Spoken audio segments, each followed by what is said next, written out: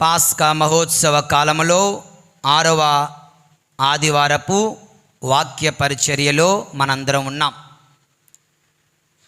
ఈ ఆదివారం రోజున 3 చక్కనైన దివ్య గ్రంథ పఠన భాగములను మనము ధ్యానించాం. 3 పఠనాల నుండి 3 జీవిత పాఠాలను, విశ్వాస పాఠాలను నేర్చుకొనడానికి ప్రయత్నం చేద్దాం. దేవుని యందు ప్రియమైన సహోదరి సహోదరులారా, మొదటి పఠనము అపోస్తల కార్యములు 10వ అధ్యాయము 36వ వచనం. ఎవరైనా చదవండి. అపోస్తల కార్యములు 10వ అధ్యాయము 36వ వచనం. అందరకు ప్రభువగు యేసుక్రీస్తు ద్వారా, అందరికీ ప్రభువగు యేసుక్రీస్తు ద్వారా, ద్వారా కొట్టేద్దాం. ఓకే, అందరికీ ప్రభువగు యేసుక్రీస్తు. చెప్పండి అందరూ. అందరికీ ప్రభువగు యేసుక్రీస్తు. మరొకసారి అందరు గట్టిగా చెప్పండి. అందరికీ ప్రభువగు యేసుక్రీస్తు. అందరికీ ప్రభువగు యేసుక్రీస్తు. దేవుని యందు ప్రియులారా, నా జీవితంలో అయితే నేను చాలాసార్లు రోడ్డు మీద ప్రయాణం చేస్తూ ఉన్నప్పుడు లారీల వెనకాతల లేదా కారు వెనకాతల భాగంలో యేసు ప్రభు అందరికీ దేవుడు అన్నటువంటి వాక్యాన్ని చూశాను. మీరు చూసారా? చూసే ఉంటారు. చాలా వాహనాలపైన యేసు ప్రభు అందరికీ దేవుడు, Jesus is God for everyone, అందరికీ. అయితే ఈ యొక్క గొప్ప సత్యం ఈనాటి మొదటి పఠనం మనకు తేటతెల్లం చేస్తుంది. దేవుని యందు ప్రియులారా, నూతన నిబంధనలో ఒక ఇంపార్టెంట్ ఇన్సిడెంట్ ఈరోజు మనం చదువుతున్నాం. నూతన నిబంధనలో పేతురు కొర్నేలిల మధ్య జరిగినటువంటి సంఘటనను ఈరోజు మనం చదువుతున్నాం. దేవుని యందు ప్రియులారా, కనుక we should not miss this event in the new testament, in this Bible గ్రంథంలో ఉన్న ఈ సంఘటన నాకు తెలియదు అని ఎవరు ఉండకూడదు. This is so important. కనుక ఈ యొక్క సంఘటనను ఈ రోజున ముందుగా మీతో పూర్తిగా 10వ అధ్యాయము 11వ అధ్యాయం 2 అధ్యాయాల్లో ఉంటుంది. చాలా చక్కనైన పెద్ద సంఘటన. దాన్ని టూకీగా ఈ రోజున మీతో పంచుకుంటున్నాను. దేవుని యందు ప్రియమైన సహోదరి సహోదరులారా, యేషువా వందనం. Praise the lord, praise the lord, praise the lord, hallelujah, hallelujah, hallelujah, hallelujah. Okay, అందరు నాతో ఉన్నారా? జాగ్రత్తగా ఆలకించండి. స్టార్టింగ్ విత్ అబ్రహాముతో ప్రారంభిద్దాం. దేవుడు అబ్రాహామును పిలిచాడు, అబ్రహాముగా దీవించాడు. నీ సంతతికి నేను దేవుడిని అవుతాను అన్నాడు. అబ్రహాముకి ఎవరు పుట్టారు? ఈసాకు. ఈసాకుకి ఎవరు పుట్టారు? ఏసావు, యాకోబు. ఏసావు వద్దు, నాకు యాకోబే కావాలనుకున్నాడు. అతని ఇష్టం. You did not choose me but I chose you. ఈనాటి వాక్యంలో, మీరు నన్ను ఎన్నుకొనలేదు, నేనే మిమ్మల్ని ఎన్నుకున్నాను. ఈసావును దేవుడు ఎన్నుకొనలేదు, కానీ యాకోబును దేవుడు ఎన్నుకున్నాడు. మీ ఇంట్లో మీ అన్నదమ్ములు, మీ అక్క చెల్లెలను దేవుడు ఎన్నుకొనలేదేమో, నిన్ను దేవుడు ఎన్నుకున్నాడు. కథోలిక వివాహం ద్వారా నువ్వు క్రైస్తవురాలు అయి ఉండొచ్చు. బహుశా నీ తల్లిదండ్రుల ద్వారా నువ్వు క్రైస్తవురాలు అయి ఉండొచ్చు. So it is God's choice. Our life, our Christian faith is not just our choice, but is God's choice. ఇది దేవుని యొక్క ఎన్నిక, దేవుని యొక్క ఎంపిక. దేవుని యందు ప్రియులారా, ఏసావు నాకొద్దులే, యాకోబు నాకు కావాలి. ఒక రాత్రి యాకోబు నిద్రిస్తుండగా దేవుని దూత అతనితో ఏం చేసింది? పెనుగులాడింది. అతనికి టైటిల్ ఏంటంటే దేవునితో పెనుగులాడిన మనిషి. ఎవరు?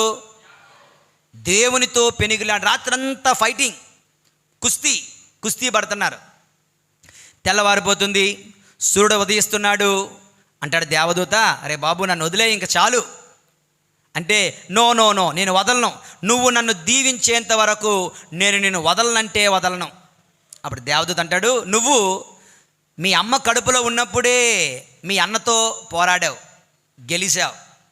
తర్వాత అదేంటి బర్త్ రైట్, జ్యేష్ఠ పుత్రత్వం గురించి మళ్ళా గొడవలాడావు, సాధించావు. మీ మామ లాబానుతో పోరాడావు, సాధించావు.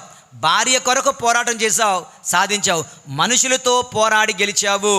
ఇక దేవుడునైన నాతో కూడా పోరాడి గెలుస్తున్నావు కనుక ఇక నుండి నీ పేరు యాకోబు కాదు, ఇక నుండి నీ పేరు ఇజ్రాయేలు. చూడండి అక్కడ ఫోటో కూడా మనం చూస్తాం. ఇక నుండి నీ పేరు ఇజ్రాయేలు అని దీవిస్తాడు దేవుని యందు ప్రియులారా. Praise the lord, praise the lord, praise the lord. Praise the lord. దేవునితో పెరిగిలాడ ఇజ్రాయేలుగా, యాకోబు ఇజ్రాయేలుగా మారాడు. యాకోబు సంతతి 12 మంది కొడుకులు 12 గోత్రాలుగా మారారు. వాళ్ళ పిల్లలే ఇజ్రాయేలు ప్రజలు. అలా స్టోరీ అంతా కూడా రన్ అవుతూ ఇక న్యూ టెస్టమెంట్కి వచ్చేస్తే ఈ ఇజ్రాయేలు ప్రజలే తర్వాత రోజుల్లో యూదులు అని కూడా పిలువబడ్డారు. జ్యూస్, యూదులు అని కూడా పిలువబడ్డారు. ఓకే, వీళ్ళకు దేవుడు యెహోవా దేవుడు.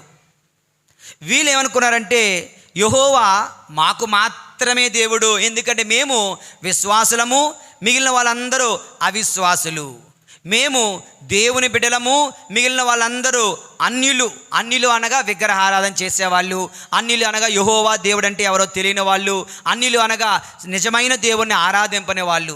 మిగతా వాళ్ళందరూ అన్యులు, మేము మాత్రమే దేవుని బిడ్డలం, ఇజ్రాయేలీలం, అబ్రహాము సంతతి అని గొప్పగా ఉంటూ ఉండేవారు. అటువంటి ప్రజల నడుమ కన్యమరియ పుత్రుడిగా, వడ్రంగి అయినటువంటి యోసేపు కుమారుడిగా, దావీదు వంశములో పుట్టినటువంటి వాడిగా, దావీదు కుమారుడిగా, ఒక యూదుడుగా, ఒక ఇజ్రాయేలుడిగా ఒకడు పుట్టాడు. ఎవరైనా లోకరక్షకుడైన యేసు ప్రభు. దేవుని యందు ప్రియమైనటువంటి సహోదరి సహోదరులారా, అయితే యేసు ప్రభుకు మరలా 12 మంది శిష్యులు, వాళ్ళు కూడా ఏమనుకుంటున్నారంటే యేసు ప్రభు మాకే దేవుడు, యేసు ప్రభు యూదుల కోసం వచ్చాడు, యేసు ప్రభు ఇజ్రాయేలు కోసం మాత్రమే వచ్చాడు, యేసు ప్రభు మాకే సొంతం, యెహోవా దేవుడు కూడా మాకే సొంతం అని అనుకుంటున్నారు. అప్పుడు యేసు ప్రభు మరణించడం, ఉత్థానమవడం, మోక్షారమవడం ఇవన్నీ అయిన తర్వాత నెమ్మదిగా ఆ ప్రభు అయిన దేవుడు యేసు ప్రభు, ఇదిగో యెహోవా దేవుడు నా తండ్రి కానీ నేను కానీ యూదుల కొరకు మాత్రమే కాదు, మేము సర్వ మానవాళికి దేవుడును నేనే, అందరికీ దేవుడును నేనే అన్నటువంటి సత్యాన్ని నేర్పించాలి అనుకుంటున్నాడు. అలా నేర్పించాలి అనుకొని ఒక చక్కనైనటువంటి సందర్భం దేవునికి కుదిరింది. ఏంటండి అంటే అది కైసరియా అనే పట్టణం. ఇటాలియా బెటాలియన్, బెటాలియన్ అంటే దళం, సైన్య దళం, 100 మంది, 100 మందికి ఒకడు నాయకుడు. కనుక ఇటాలియా బెటాలియన్కి హెడ్ ఎవరండి అంటే మిస్టర్ కొర్నేలియుస్. ఓకే, సెంచురీ అంటే 100 మందికి హెడ్, శతాధిపతి. తెలుగులో కొర్నేలి అనుకుందాం, ఇంగ్లీష్లో కొర్నేలియుస్. ఇతను గురించి వాక్యం ఏం చెప్తుందంటే చూడండి, అపోస్తల కార్యములు 10వ అధ్యాయం 2వ వచనం.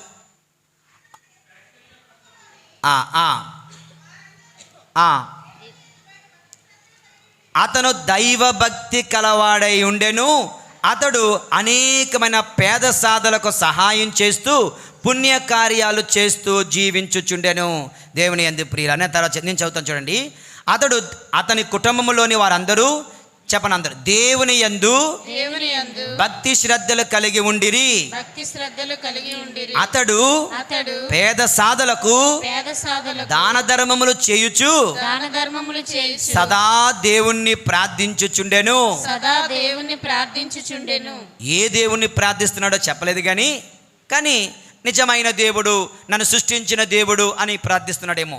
ఓకే, అతను 3 ముఖ్యమైన దైవభక్తి కలిగిన వాడు, పేదలకు సహాయం చేసేవాడు, ప్రార్థన చేసేవాడు. దైవభక్తి కలిగిన వాడు, పేదలకు సహాయం చేసేవాడు, ప్రార్థన జీవితం కలిగిన వాడు. కానీ యూదుడు కాదు, కానీ క్రైస్తవుడు కాదు, రోమియుడు, శతాధిపతి, దళమునకు అధిపతి. దేవుని యందు ప్రియులారా, అతను ఒకరోజు ప్రార్థన చేసుకుంటుండగా దేవదూత దర్శనమిచ్చి ఓ కొర్నేలి, నీకు ఒక సందేశం తీసుకొని వచ్చాను. ఏంటయ్యా ప్రభువా చెప్పండి అంటే, యొప్ప అనే పక్కనే ఉన్న యొప్ప నగరములో, పట్టణములో సీమోను అనే ఒక చర్మకారుడి యొక్క ఇంటిలో మేడ మీద గదిలో పేతురు అని ఒకడు ఉంటాడు. ఆ పేతురుని పిలిపించు, అతని ద్వారా దేవుడు నీతో మాట్లాడాలనుకుంటున్నాడు. ఓకే, మాకు ఫాదర్లు వద్దు, మాకు గురువులు వద్దు. ఎవడో అన్నాడంట, ఒకళ్ళు ఎవరిని అడిగాను మన విచారంలోనే, ఎరా బాబు నువ్వు గుడికి రావు అంటే వాళ్ళ అమ్మ వెళ్ళి అడిగిందంట.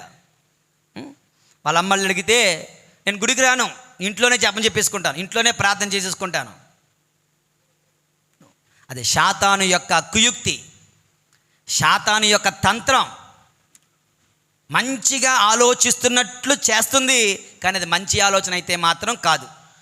సో కొర్నేలియు అని వాడికి దేవదూత దర్శనమిచ్చినప్పుడు, నువ్వు పేతురు అనే దైవ సేవకుని నీ ఇంటికి రప్పించుకో, అతని ద్వారా దేవుడు నీతో మాట్లాడబోతున్నాడు అనేసరికి మనుషుల్ని పంపిస్తాడు. ఈ మనుషులు వెళ్తూ ఉన్నారు. అదే సమయంలో ఇక్కడ కొర్నేలి ప్రార్థిస్తూ ఉండగా, ఇక్కడ కొర్నేలికి దేవదూత చెప్తుండగా, అదే సమయంలో మేడ మీద గదిలో పేతురు గారు ప్రార్థన చేసుకుంటున్నారు. ప్రార్థన అయిపోయింది, మన వాడికి ఆకలేసేస్తుంది. ఓకే, ఆకలేసేస్తుంది. ఇంతలో కిందన వంట వండుతున్నారు, వంట వాసన వస్తుంది. ఓకే, ఒక్కోసారి గుమ్మగుమ్మ వాసన వచ్చేస్తుంటాయి. మా వాళ్ళు వచ్చి మా కిందన ఏం జరుగుతుందో వాసన పీల్చడానికి చూస్తుంటారు. ఓకే, సో వంట జరుగుతూ ఉండగా ఇతను ఆకలి వేస్తుంది, ప్రార్థన చేసి వెయిట్ చేస్తున్నాడు భోంచేద్దామని. మరి భోంచేద్దామని ఆకలి వేస్తుంది కదా, దేవుడు ఆ సమయాన్ని చక్కగా వినియోగించుకుంటూ ఏం చేశాడు, నీకు ఆకలి వేస్తుంది కదా అని చెప్పి ఒక దర్శనాన్ని ఇచ్చాడు, ఒక దైవ దర్శనం. ఏంటి ఆ దర్శనం అంటే, ఆకాశం నుండి ఒక పెద్ద చేప 4 పక్కల ముడులు వేయబడి ఇలాగా సంచి దించినట్లుగా చేప కిందకి దిగింది. పేతురు గారు లా చూస్తున్నారు. అక్కడ అన్ని రకాల జంతువులు, కోడి, మేక, మీరు తింటారు, అన్నీ ఉంటాయన్నమాట. అన్ని రకాల పంది కూడా ఉన్నది అక్కడ. అన్ని రకాల జంతువులు అందులో ఉంటే అంటున్నాడు, ప్రభు అంటున్నాడు, పేతురు ఆకలేస్తుంది కదా, అవును, లేచి వీటిని చంపుకొని తినే. మనవాడు ఏం చేస్తున్నాడు, లేదు ప్రభువా, లేదు, నేను ఎప్పుడు అపరిశుద్ధమైనది వాడిని ఎప్పుడు తినలేదు కదా అంటాడు. ఓకే, చూడండి, అపోస్తుల కార్యములు 10వ అధ్యాయము 14వ వచనం. ప్రభు వలదు, నేనెన్నడూ నిషిద్ధమును అపరిశుద్ధమనేది ఎదియు తినలేదు. ఓకే, నేను ఎప్పుడు నిషిద్ధమైనది అపరిశుద్ధమైనది తినలేదు అంటున్నాడు.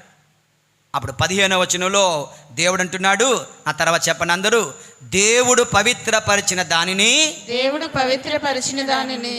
నీవు అపవిత్రమైనదని పలుకరాదు. మరొకసారి, దేవుడు పవిత్రపరిచిన దానిని నీవు అపవిత్రమైనదని పలకరాదు.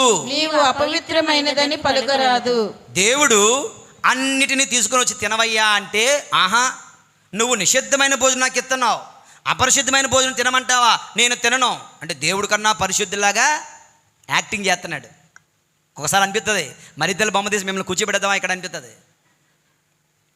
అవును, యేసు ప్రభు కన్నా పరిశుద్ధులాగా, మరియ తల్లి కన్నా పరిశుద్ధులాగా నటిస్తుంటాం కదా. ఇగో పేతురు గారు అంటున్నారు, లేదు ప్రభు నేను తినను. రే బాబు, నేను ఇది పరిశుద్ధమైనది అంటే నువ్వెవడవయ్యా అపరిశుద్ధమైందని చెప్పడానికి? ఇలాగ ఒకసారి జరగలేదు, రెండోసారి సేమ్ మరలా వచ్చింది, మరలా వద్దంటున్నాడు, మరలా దేవుడు వారిస్తున్నాడు. మరలా మూడోసారి వచ్చింది, మరలా దేవుడు ఇతను వద్దంటున్నాడు, మరలా దేవుడు వారిస్తున్నాడు. నేను పరిశుద్ధపరిచినది నువ్వు అపరిశుద్ధం అనకూడదు. అయిపోయింది, దైవ దర్శనం అయిపోతే మనవాడు ఆలోచనలో పడ్డాడు, ఏంటి దీని అర్థం ఏంటి, దీని అర్థం ఏమిటి అని. ఇలా ఆలోచన పడేసరికి ఇక్కడ టక్ టక్ టక్ తలుపు కొడుతున్నారు కిందన గ్రౌండ్ ఫ్లోర్లో. ఎవరో కానీ తలుపు తీశారు, ఆ ఇంటి యజమాని, ఆ సీమోను అనే చర్మకారుడు. కొంతమంది మనుషులు, మేము ఇదిగో ఎక్కడి నుంచి వచ్చాం, కైసరియా పట్టణం నుంచి వచ్చాం, ఇటాలియా అనే తలానికి శతాధిపతి మమ్మల్ని పంపించాడు, మీ ఇంట్లో పేతురు గారు ఉన్నారంట కదా, ఆయనను పిలవడానికి మేము వచ్చాము.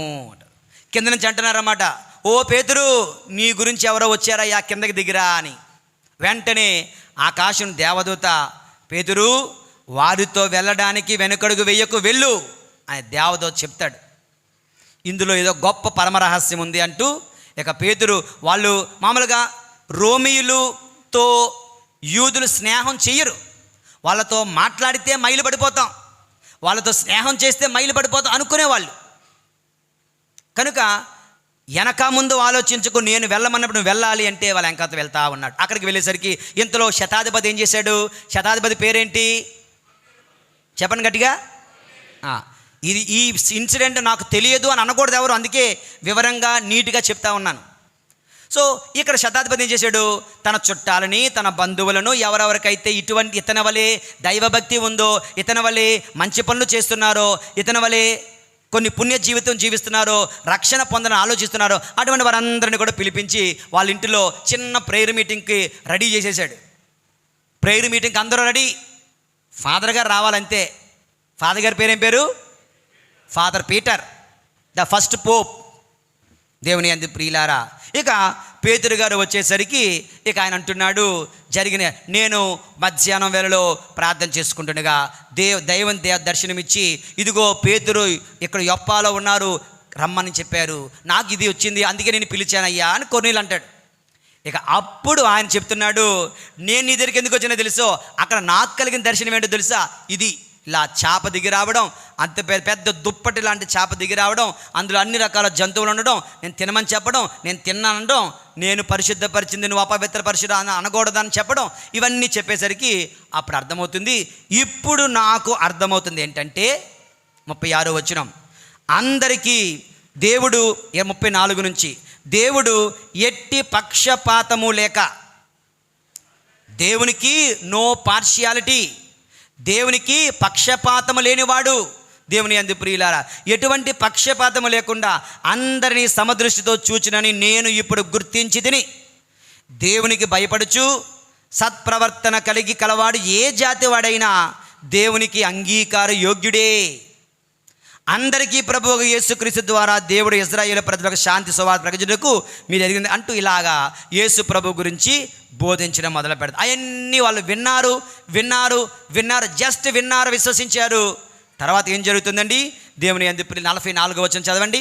44వ వచనం, పేతురు ఇంకనూ మాట్లాడుచుండగా ఆ సందేశము ఆలకించుచున్న వారందరి పైన పవిత్రాత్మ దిగి వచ్చెను.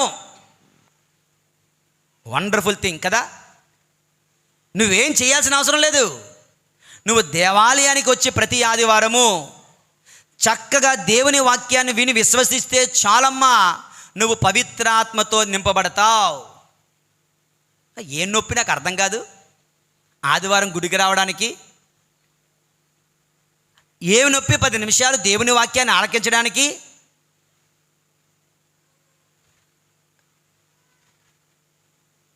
ఓకే, కనుక వాళ్ళు దేవుని వాక్యాన్ని వింటున్నారు.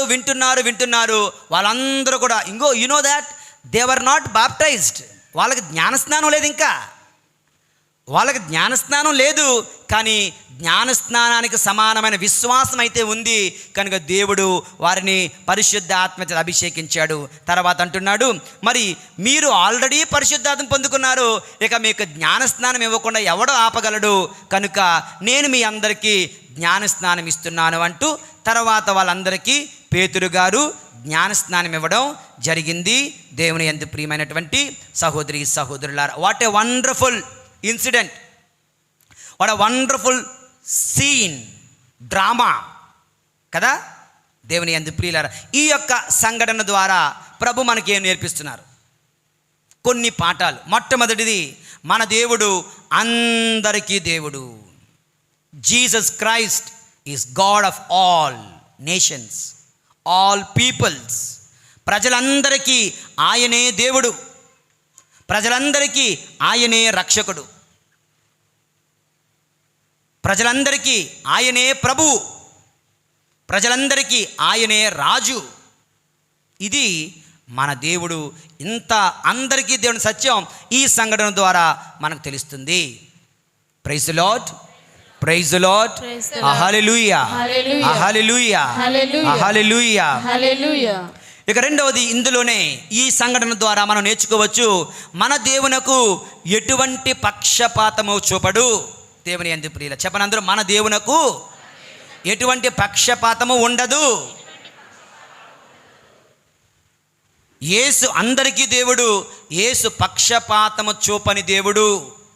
దేవుని యందు ప్రియులారా, నువ్వు జ్ఞానస్నానం పొందుకొని నువ్వు గుడికి రాకుండా అప్పుడప్పుడు గుడికి వచ్చి ఏదో బుద్ధి పుట్టినప్పుడు, మూడు ఉన్నప్పుడు, లోపల పురుగేదో తిరిగినప్పుడు గుడికి వచ్చి గుడిలో కూడా నిద్రపోతూ వాళ్ళ వైపు ఏలో తిరిగి దిక్కులు చూసుకొని శపించుకుంటూ నిందించుకుంటూ ఉంటూ ఉన్న నీకు దీవెనలుండో. ఒక వ్యక్తి జ్ఞానస్నానం లేకపోయినా, ఒక వ్యక్తి ప్రభు అంటే ఎవరో తెలియకపోయినా వచ్చి కన్నీరు మున్నీరుగా తన దుఃఖాన్ని పంచుకుంటే చాలు, దేవుడు నిన్ను దీవించడు కానీ అతనిని వాళ్ళు ఆమెను తప్పకుండా దీవిస్తాడు. ఐ సీరియస్లీ డౌట్, ఈ దేవాలయంలో కథోలికలమైన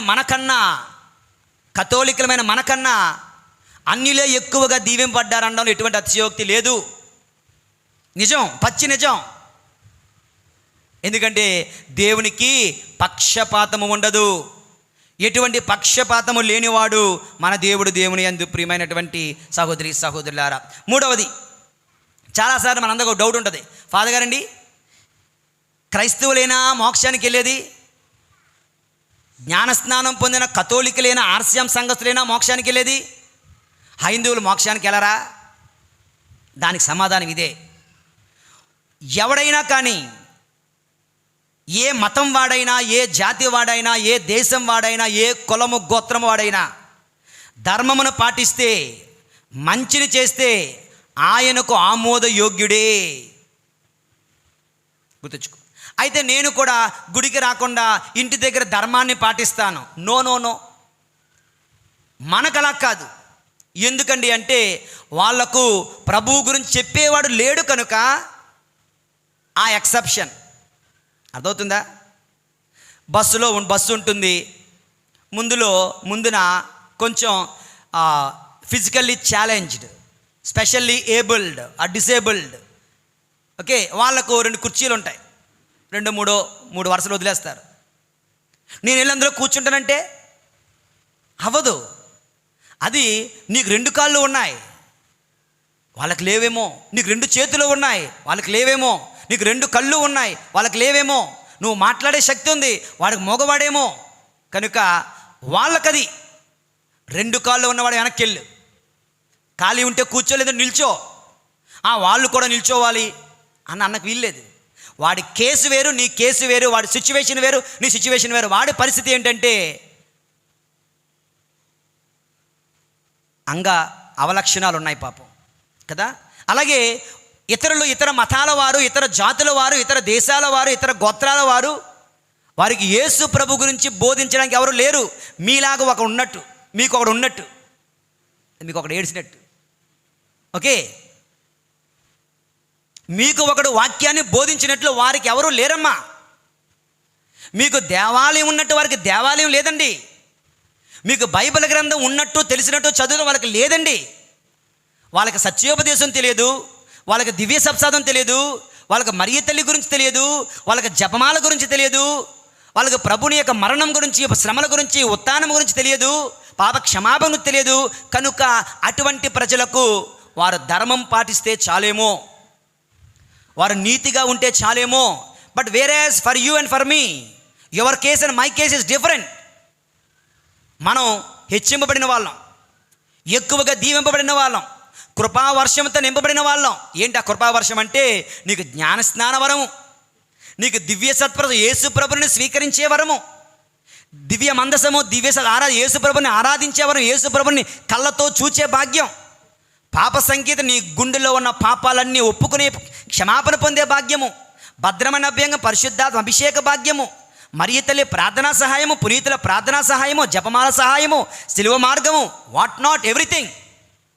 కనుక నువ్వు నేను ఇంటి దగ్గర కూర్చుంటాను, ఆదివారం గుడికి వెళ్ళను, ఇంటి దగ్గర ధర్మం పాటిస్తాను అంటే మాత్రం భయంకరమైన నరకము. ఎందుకంటే తెలిసి నువ్వు వ్యతిరేకిస్తున్నావు, తెలిసి నువ్వు వద్దంటున్నావు, తెలిసి నువ్వు తిరగబడుతున్నావు.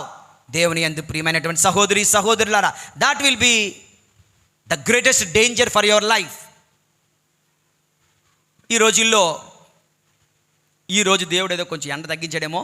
ఈ రోజుల్లో ఎండ కొట్టేస్తుంది, అవునా, వాయించి వదిలేస్తుంది. వర్షంలోకి నిల్చోవచ్చు కానీ, చలిలోకి నిల్చోవచ్చు కానీ, ఎండలోకి మాత్రం నిల్చోలేకపోతున్నాం. కాళ్ళు కాలిపోతున్నాయి, మెట్లు కాలిపోతున్నాయి, టవలారైతే టవల్ కాలిపోతుంది, ప్రతిదీని. కానీ దేవుడి కృప వలన మీలో చాలామందికి, అందరికీ, చాలామందికి 50+ అబవ్ 70% ఏసీలు ఉన్నాయి, లేకుండా ఎవరు లేరు. చాలా, నేనే సాక్ష్యం, ప్రత్యక్ష సాక్ష్యం. I'm very happy. ఎందుకంటే ఇల్లు ఆశీర్వాదకి వెళ్ళినప్పుడు ఒక గుమ్మం దాడితే చల్లగా ఉండేది, ఈ గుమ్మం దాడితే బగబగబ మండిపోయేది. అప్పుడు ఇది మోక్షము, ఇదే గోల నరకము అనిపిస్తుంది. ఒక గదిలో ఏసీ ఉంటుంది, ఒక గదిలో ఏసీ లేదు. ఒక్కసారి ఈ గదిలోంచి గదిలోకి వెళ్ళండి, you will feel the difference. కానీ ఇది జస్ట్ చిన్న ట్రైల్ మాత్రమే. కానీ నరకం దాని మీద 1,00,000 రెట్లు, 1,00,00,000 రెట్లు భయంకరంగా ఉండబోతుంది దేవుని యందు ప్రియులారా. కనుక ఎస్, మన దేవుడు అందరికీ దేవుడు, మన దేవుడు పక్షపాతము లేనివాడు. మన దేవునికి ఏ జాతి వాడైనా, మతము వాడైనా ధర్మాన్ని పాటిస్తే చాలు.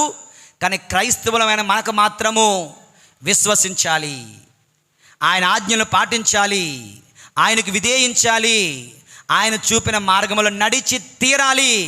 లేదంటే భయంకరమైన శిక్ష, కఠినమైన శిక్ష వేచి ఉన్నది దేవుని యందు ప్రియమైనటువంటి సహోదరి సహోదరులారా. ఓకే, ఇక క్యాథలిక్స్గా, కథోలికులుగా, ఇది అన్ని సంఘాల్లో కూడా క్రైస్తవులందరికీ కూడా ఒక రకమైన బలహీనత, ఒక జబ్బు ఏంటంటే అలిగే తత్వాలు ఉంటాయి. ఎక్కువగా అలగడం, భార్య భర్త మీద అలిగినట్లు, పిల్లలు తల్లిదండ్రులు అలిగినట్టు పెద్దగా అలుగుతారు. ఫాదర్ గారు నచ్చకపోతే, ఈ ఫాదర్ గారు ఉన్నంత గుడికి రాను. ఓరి మూర్ఖుడా, ఫాదర్ గారి కోసమా నీ ఆత్మను నరకానికి తీసుకుపోతావు? ఫాదర్ గారి కోసం నరకానికి వెళ్ళిపోతావా నువ్వు?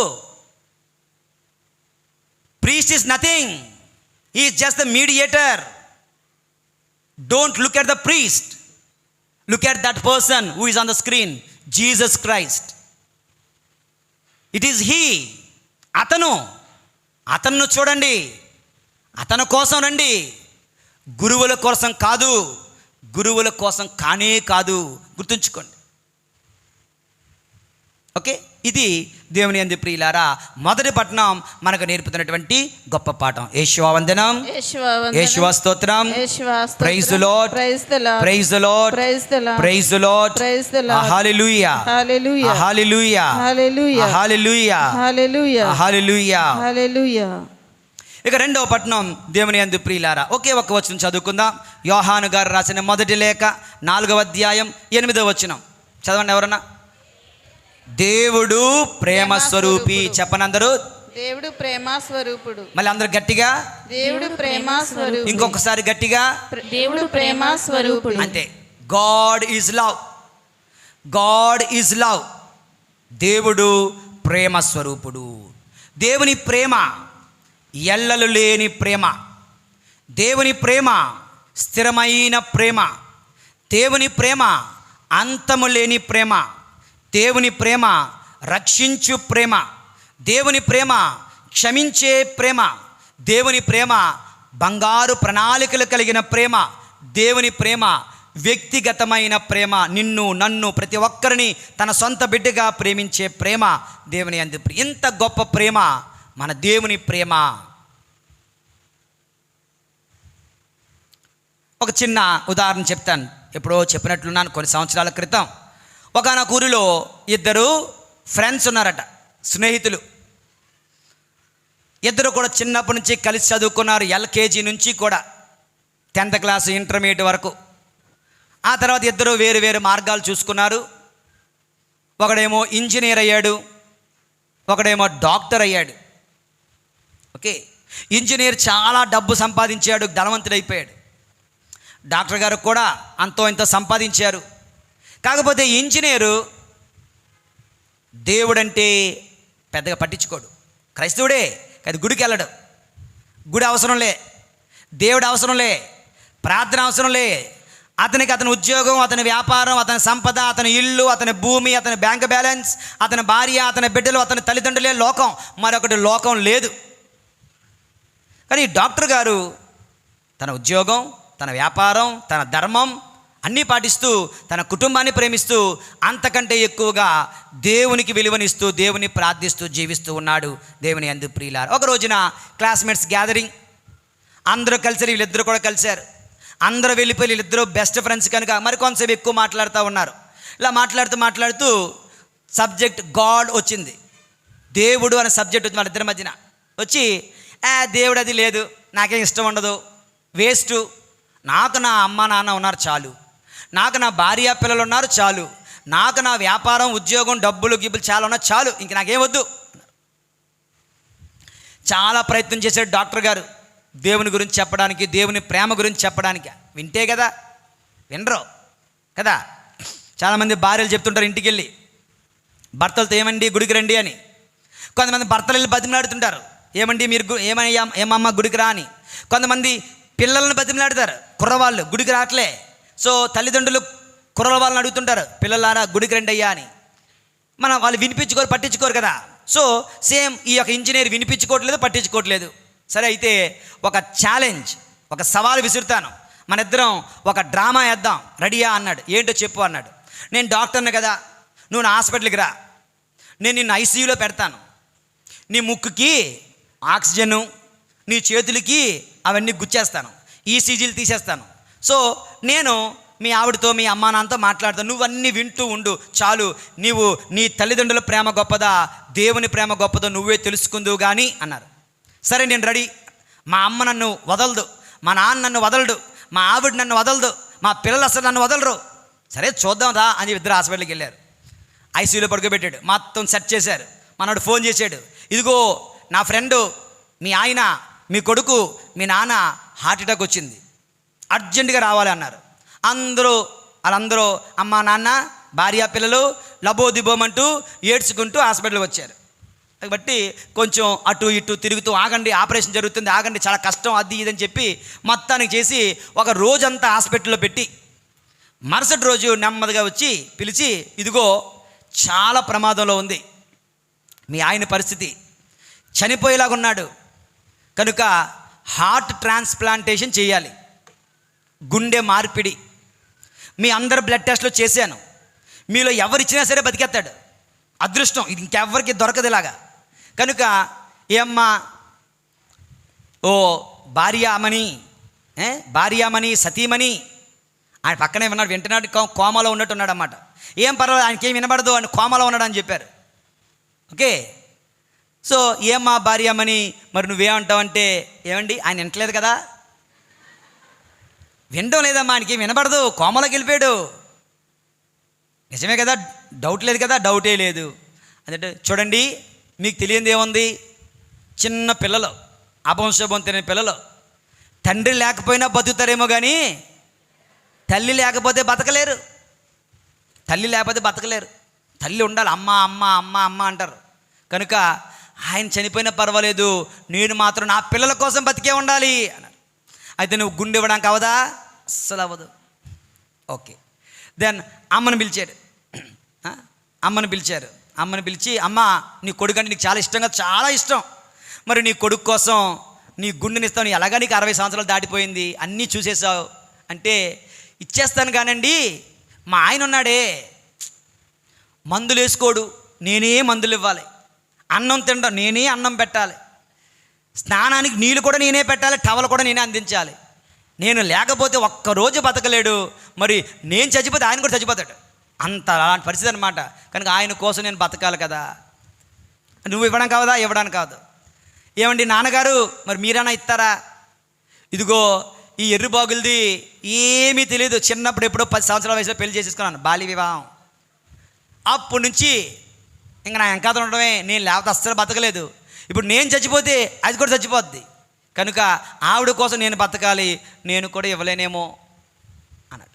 ఎన్ని వెంటనే అప్పుడు గుండె అప్పుడు స్టార్ట్ అవుతుంది మనోడికి, అప్పుడు ఒక లేదు, ఇక పిల్లల దగ్గరికి వచ్చి, రే పిల్లలు, మీ డాడీ అంటే మీకు ఇష్టమైన, చాలా ఇష్టం, ప్రేమైన, చాలా ప్రేమ. మరి మీ డాడీ కోసం ఎవరైనా ఒక్కరు, మీ ఇద్దరు ఎవరో ఒక్కరు గుండెకాయ ఇస్తారా అంటే మీరు చనిపోవాలి, తప్పదు మరి అంటే అని అంటారు. మా నాన్నగారు అన్నీ చూసేశారు కదా, మేము చిన్న పిల్లలు, ఇంకా బోల్డ్ ఉన్నాయి చూడడానికి, తినడానికి, తిరగడానికి, ఆడడానికి, కనుక మా వల్ల అవ్వదు అంకుల్ అన్నారట. ఈ పెంకులకి, మనోడికి పెంకులు లెగిసిపోతున్నాయి ఇక్కడ. ఓకే, సరే అయితే ఇంకోటైనా ట్రై చేస్తాను, మీరు అందరూ బయటికి వెళ్ళి ఉండండి, నేను చూస్తాను లేని వాళ్ళందరినీ బయటికి పంపిస్తే ఏసీ అది ఐసీయూ క్లోజ్ చేసి మనవాడికి సిలిండర్ పెట్టి లేపితే అప్పుడు మనవాడికి హార్ట్ అటాక్. అబ్బా, ఇప్పుడు స్టార్ట్ అవుతుంది నాకు. నేను అనుకున్నాను, నా తల్లిదండ్రుల ప్రేమే నిజమైన ప్రేమ, నా భార్య ప్రేమే నిజమైన ప్రేమ, నా బిడ్డల ప్రేమే నిజమైన ప్రేమ, వీళ్ళ కోసమే నా సంపాదన, వీళ్ళ కోసమే నా కష్టం, వీళ్ళ కోసమే నా యొక్క రక్తం, నా సర్వస్వం అంటూ నా దేవుని కొరకు ఒక్క నిమిషం కూడా టైం లేదనేవాడిని. ఇప్పుడు నాకు అర్థమవుతుంది, ఎవడి ప్రేమ శాశ్వతం కాదు, చివరి వరకు నిలిచేది దేవుని ప్రేమ మాత్రమే. నేను ఇక నుండి ఆయన కోసం జీవిస్తాను అంటూ పశ్చాత్తాపడి అక్కడ నుండి ఆయన సరికొత్త జీవితం దేవుణ్ణి ప్రేమిస్తూ జీవించడం మొదలుపెట్టాడు. దేవుని యందు ప్రియులారా, దేవుడి ప్రేమ స్వరూపుడు. నీవు కూడా ఆయన మెట్ల ప్రేమ కలిగి ఉండాలి, పొరుగువాని పట్ల ప్రేమ కలిగి ఉండాలి.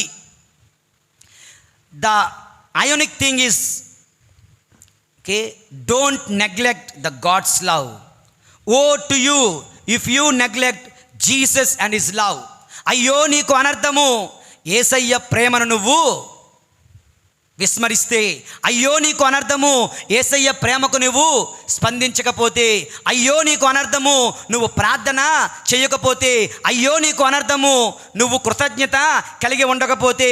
అయ్యో నీకు అనర్థము, నువ్వు పశ్చాత్తాప పడకపోతే. అయ్యో నీకు అనర్థము, నువ్వు చావైన పాపంలో మరణిస్తే నరకానికి పోతావు. నువ్వు నరకానికి వెళ్ళకూడదని అని ఇంత ప్రేమను కుమ్మరిస్తున్నాడు. కనుక ఆ ప్రేమను తిరస్కరించకండి, విస్మరించకండి దేవుని యందు ప్రియులారా. అలాగ ఆలోచిస్తున్నాను, చెవట తుడుచుకుంటాను. ఓకే, యేషువా వందనం, యేషువా స్తోత్రం, తండ్రి వందనం, తండ్రి వందనం, తండ్రి స్తోత్రం, తండ్రి స్తోత్రం. Praise the lord, praise the lord, praise the lord, praise the lord, praise the lord. Praise the lord. రెండు అంశాలు మనం ధ్యానం చేసాం. ఓకే, రెండు అంశాలు. ఓకే, సో మొట్టమొదటిది, ప్రభు అందరికీ దేవుడు, ఆయనకు పక్షపాతం లేదు, నీకు నాకు మార్గాన్ని చూపించి ఆ మార్గం నడుద్దాం. రెండవది, దేవుడు ప్రేమ స్వరూపుడు, ఆయన ప్రేమతో మనం ముందుకు వెళ్దాం. మూడవది, ఒక్క నిమిషంలో ముగిస్తాను. ఏంటంటే 15వ అధ్యాయము 15వ యోహాను శుభవార్త, ఈనాటి శుభవార్త 15వ అధ్యాయము 15వ వచనం బి. నా తర్వాత చెప్పండి. ఇక మీదట నేను మిమ్ములను దాసులని పిలవక స్నేహితులు అని పిలిచెదను. I call you not servants but I call you my friends. నా స్నేహితులు మీరు, you are my friends. Yesu ప్రభుతో స్నేహం చేయండి, యేసు ప్రభుతో స్నేహం చేయండి. యేసు ప్రభుతో స్నేహం చేయాలంటే 3 మార్గాలు. అతనితో సమయాన్ని గడపండి ప్రార్థనలో, అతని ఆజ్ఞలు పాటించండి, అతనికి విధేయించండి, అతని ఆజ్ఞలు మేరకండి, అతను నిన్ను ప్రేమించి నువ్వు కూడా ఇతరులను ప్రేమించండి. ఓకే, ఈ 3 చేస్తూ స్పెండ్ టైం విత్ హిమ్, అతనితో సమయాన్ని గడపండి, అతని ఆజ్ఞలు పాటించండి, అతను నిన్ను ప్రేమించినట్టు నీవు పొరుగు వారిని ప్రేమిస్తే you can make good friendship with Jesus. Yesu ప్రభునితో స్నేహం చేసిన వాడు అవుతూ ఉన్నావు. దేవుని యందు ప్రియులారా, ఒక చిన్న వీడియో ఉంది కదా, పెట్టేసి.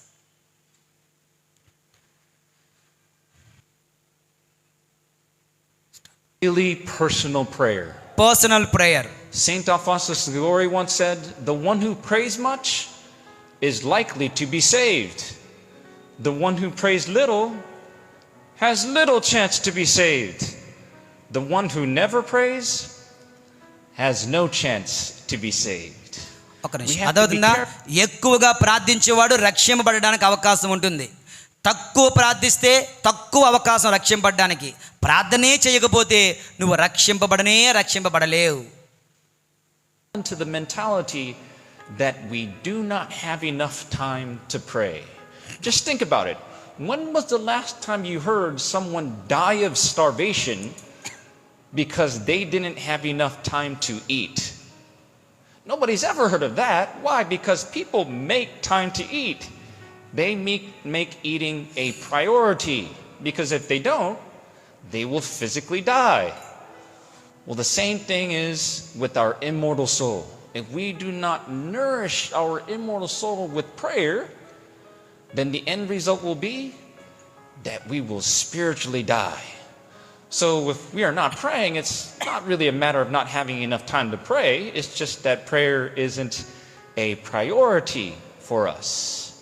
And I would like to recommend that in our daily prayers, one thing that we do not want to neglect praying is the Hail Mary, especially through the devotion of the daily recitation of the Holy Rosary. We recall what we say at the end of that prayer: Holy Mary, Mother of God, pray for us sinners now and at the hour of our death. Amen. Now, I don't know about you, but at the hour of my death, when I'm about to be judged by Almighty God, if I were to choose one person to be praying for me, I'm going to choose nobody else other than the Blessed Virgin Mary. Why? Because she's the closest to the King, as she is the Queen of heaven. Can you imagine how much and how fervently the Blessed Virgin Mary will be praying for us at the hour of our death if we stay faithful to praying the Hail Mary, again, especially through the recitation of the Holy Rosary. అర్థమవుతుందా? ఈ లోకంలో ఎప్పుడైనా ఎక్కడైనా మీరు విన్నారా? ఏంటని? తినడానికి time లేక తినకుండా చచ్చిపోయాడండి. ఉన్నారు ఎవరైనా? తినడానికి టైం లేదు, అందుకే తినలేదు కనుక చచ్చిపోయాను అని ఎవడన్నా ఉన్నారా?